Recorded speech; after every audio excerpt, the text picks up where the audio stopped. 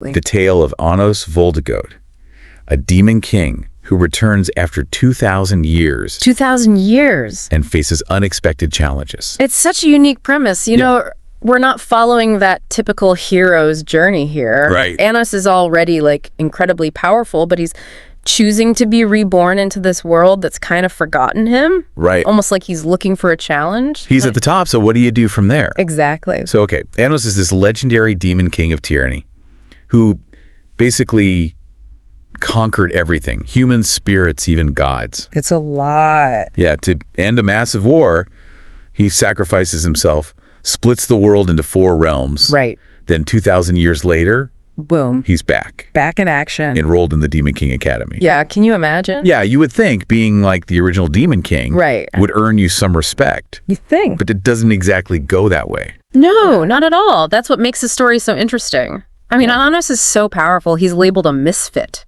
A misfit. He accidentally kills his opponents during school exams. Oh my gosh. Just puts out magic flames by breathing on them. Wow. And bends reality to his will without even breaking a sweat. Oh my gosh. Like, the Academy is supposed to train future demon kings. Right. But they're completely outclassed. I was just thinking about that. I'm just imagining the look on their faces when he just casually extinguishes a magical inferno with a breath. Can you imagine? Talk about making an entrance. Yeah, talk about an entrance. But there's more to it than just these displays of power, right? Oh, yeah, definitely. So much more. Yeah. Anos keeps encountering these inconsistencies, like little hints that history hasn't been accurately recorded. It's almost as if someone has, like, deliberately altered the past. Interesting. And then there's the whole thing with resurrection. Oh, yeah. Like, Anos keeps bringing back the people he accidentally kills. Like it's no big deal? Like it's no big deal. Just like, oh. Happens all the time. Happens all the time. I can fix that. Exactly. Yeah. That speaks volumes about his character and his power. I mean, he's not a tyrant, even though he has the title. Right. And he has complete mastery over life and death. Right. And he treats it almost casually. It's casual to him. But it also shows this deep understanding of the interconnectedness of existence. Yeah, there's a lot of philosophy there. Absolutely. If you really dig into it. And he even goes out of his way to save a noble sons from this magical disaster that they caused. Yeah, even after they tried to attack him. Yeah. So he definitely takes the high road. For sure. He does. But let's talk about some of the other key players in this story. All right. We got the Necron sisters. Yes. Misha, who's Anos' quiet and loyal friend, and then Sasha, her twin sister, right, who initially starts out as a little bit of a rival. Right. A little bit of that sibling rivalry. A little bit. Yeah. But the relationship between the Necron sisters, it's really important to the whole story. Because we learn that Misha was actually created from Sasha's soul.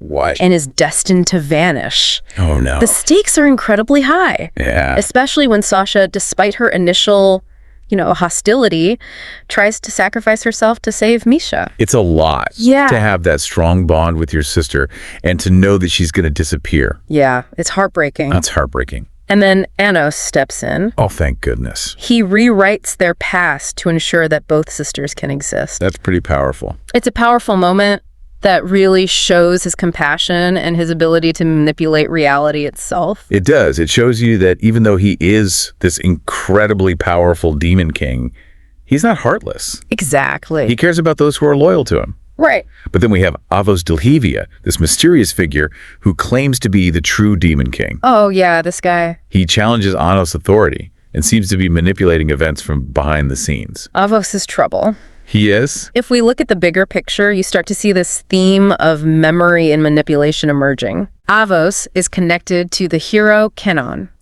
who supposedly worked with Anos to create peace 2,000 years ago. Right. But the historical records are distorted, and Avos' presence suggests that someone has intentionally twisted the timeline.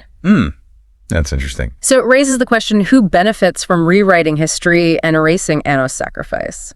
That is a really good question. It's a big question. It gets even crazier. Oh, no. Because then you have this whole battle with the god of time, where Avos is empowered by this deity to try and take Anos down. Oh, my gosh. It's intense. Oh, man. But this battle, it's a turning point. Okay. It shows that Anos is dominant not just over mortals, but over divine beings as well. So even the gods. Even the gods. Can't really touch him. Yeah, even when time itself is used against him, he proves to be the ultimate power. Wow. He rewinds time, he saves the Necron sisters, Cool. and solidifies his control over reality. He is playing on a whole other level. He's on a whole other level. But this power, this ability to reshape reality attracts more than just rivals. Of course. He's got a whole fan club, the Unitarians. And Unitarians. Who believe he's the true Demon King, even when others doubt him. Yeah, the Unitarians are an interesting group. Yeah. They're led by the passionate Misa, and they're fighting for equality between pureblood demons and hybrids. Right. So their presence kind of highlights those societal divisions within the demon realm. Right. Divisions that Anos' existence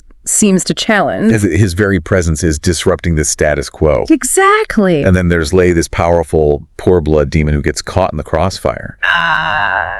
He's bound by a magical contract that forces him to fight. Yeah. And his sick mother becomes a pawn in his scheme, orchestrated by another demon, Emperor Melhaze. Right. Melhaze is not a good guy. No, he's not. Lei's internal conflict is really compelling, though, because he's torn between his duty, his love for his mother, right, and the fact that he's being forced to fight Anos, who he sees as a threat. Melhaze is manipulating the whole situation, using Lei's desperation to try and bring Anos down. And he even rigs a tournament to force Anos into this terrible choice. Right. Victory or Lei's mother's life. Yeah, it's like a no-win situation. It is a no-win situation, and that tournament is brutal. It is. Anos loses an arm, Lei's almost killed. Yeah. And it's only through sheer willpower and defying expectations that they manage to break free from Melhaze's control. Yeah, the intensity of that fight really highlights the cost of Anos' power. Yeah. Like, even he isn't immune to pain and sacrifice. Right. It also emphasizes that true strength isn't just about raw power, but about the ability to overcome manipulation and to fight for what you believe in. Right. Even when the odds are stacked against you. And it's fascinating how Anos constantly finds himself caught in these elaborate schemes that are designed to take him down. I know. But he always seems to be one step ahead. Yeah, he's always thinking. But then the story shifts gears, moving from the Demon King Academy to the human realm. Okay. And this inner academy exam. A new setting. Yeah. This is important because it introduces the idea of reincarnated heroes. Okay. Specifically, Zekia, who has this dangerous self-destruct ability. Self-destruct. Fueled by this hatred for demons. Oh, no. So this kind of sets up a clash between the ideologies of the two realms and hints at a deeper, more sinister force at play. A deeper, more sinister force. Yeah. Oh, no. It's like we're moving from one high-stakes game to another, from internal power struggles within the demon realm to this confrontation between demons and humans. Right. And the idea of reincarnation adds a whole new layer of complexity. You have Anos, the reincarnated demon king, and now these supposed reincarnations of the hero canon. But something seems off.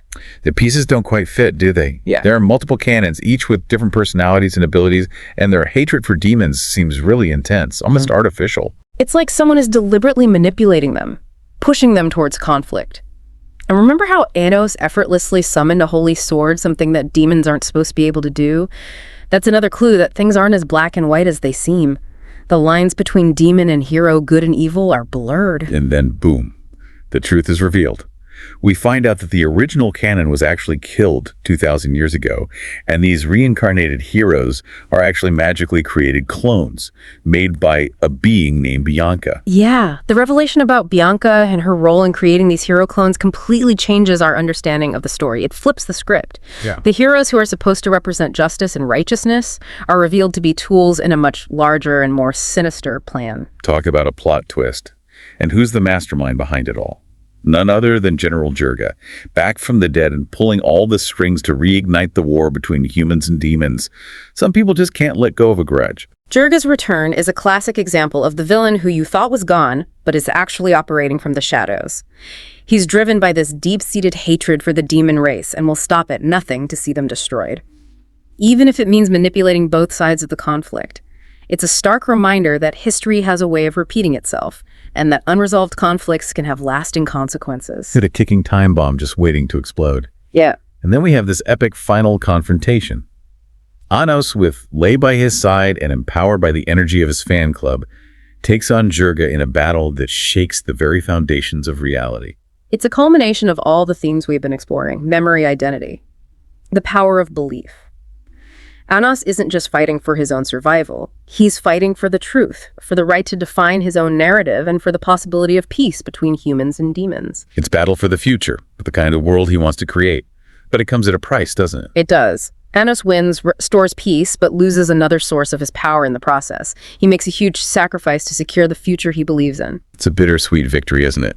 This idea that even with overwhelming power, there are still sacrifices to be made, burdens to bear. It highlights the complexity of Anos' character. He's not just a powerful being, he's also deeply compassionate and willing to make difficult choices for the greater good. It makes you wonder, what would you do if you were in his shoes? Would you be willing to make the same sacrifices? It's a question worth pondering. Anna's story is more than just a tale of magic and battles. It's a story about choice sacrifice and the enduring power of belief. What resonates with you most about his journey? What aspects of the story stand out to you? We'd love to hear your thoughts. Yeah, it really is incredible to think about everything that Anos goes through. Even with his immense power, he faces betrayal and manipulation and doubt. Makes you realize that power doesn't make you immune to those challenges. Not at all. And what's really striking is how the story uses these fantastical elements, the demon kings, the magic, the epic battles, to explore these very human themes. Right. The characters are grappling with questions of identity, the weight of expectations, and the impact of the past on their present. It's like the story is holding up a mirror to our own experiences, even though it takes place in this world of magic and demons. Exactly. And Anos, even though he's this incredibly powerful being, chooses to connect with others, to build relationships, and to experience life in all of its complexities. He does. He could have easily chosen to rule through fear and intimidation. Right. But he opted for a different path. He did, and that's what makes his journey so compelling. Yeah. He challenges our preconceived notions about power and leadership, Yeah. He shows us that true strength can lie in empathy and understanding and even humor. Yeah. He doesn't take himself too seriously, No. even when he's facing these world-ending threats. He's got that dry wit that catches you off guard. Oh, yeah. Especially when he's in the middle of these really intense situations. Yeah. It's almost as if he's saying, yeah, I can destroy the universe, but I'd rather have tea with my mom and hang out with my friends. Right. There's a wisdom in that approach. Yeah. A recognition that true fulfillment comes not just from power, but from the connections we make and the meaning we find in our lives. Anos shows us that it's possible to be both powerful and compassionate, to be a leader who inspires and uplifts others. So what does it all mean? That's the big question. Yeah. Anos Voldigoad's story is a reminder that even in a world of magic and chaos, the choices we make, the connections we forge, and the beliefs we hold dear, they really shape who we are and the impact we have on the world around us. It's a story that invites us to question our own assumptions, to explore the depths of our own beliefs, and to consider what truly matters in the face of adversity and uncertainty. Definitely. What would you do if you were in Anna's shoes? What kind of leader would you be? What choices would you make? These are the questions that this story leaves us with, and they're worth pondering. They are. This deep dive has taken us on quite a journey. It has. We've explored themes of power, identity manipulation, and that enduring strength of the human spirit. All through the lens of this fantastical tale. Exactly. And it's left us with a lot to think about. It has. So thanks for joining us on this deep dive into the story of Anos Voldigoad. Until next time, keep exploring, keep questioning, and keep those minds engaged.